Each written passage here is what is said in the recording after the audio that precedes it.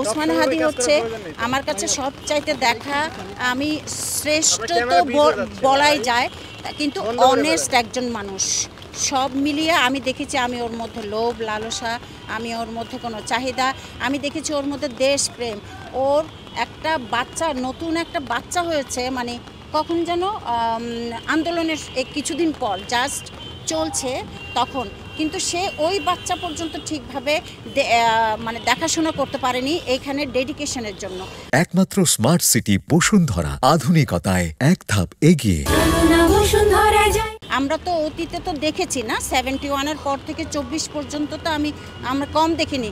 আমার জন্ম 71-এর আগে, তো আমিও দেখেছি, যতটুকু দেখেছি তো ফ্যাসিস্ট দেখেছি, মানে একেবারে ডিসঅনেস্ট মানুষ দেখেছি, তারপরে মিথ্যুক দেখেছি, তারপরে হচ্ছে কি ভাওতাবাজি দেখেছি, সাম্প্রদায়িক উস্কানিদাতা দেখেছি। আমি হাদিকে বেছে নিয়েছি কারণ হাদির সাথে আমরা আন্দোলনের মাঝামাঝি সময় থেকে শেষ পর্যন্ত তো ছিলাম। বিজয় আসলো, মাঝখানে অনেক রক্তপাত, অনেক বাচ্চা মারা গেল, অনেক জনতা, বিভিন্ন বয়সী, কিন্তু হাদির সাথে আমি এখনও আছি, ইনশাআল্লাহ থাকবো। আর হাদির আমি উন্নতি চাই ইন এ সেন্স, ওর নিজে আমাদের জন্য উন্নতি চাই ওর, কারণ ও আমাদের মুখপাত্র হিসেবে কাজ করবে, আমি এটা বিশ্বাস করি। কারণ কি, যেই কথাগুলো আমরা এতদিন বলতে পারিনি ও অকপটভাবে বলে, আমি যে কথাটা বলতে চাই সে বলে ফেলে।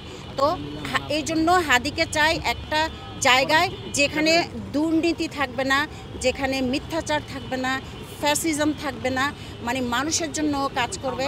আল্লাহ তাকে রহম করুক। আমি চাই আমাদেরকে ওসিলা করে আল্লাহ তাকে বিজয় এনে দিক। আর হাদির জন্য শুভকামনা। হাদি আমার ছোট ভাই, আমার দেখা প্রিয় একজন মানুষ। হাদির জন্য অনেক অনেক অনেক দোয়া।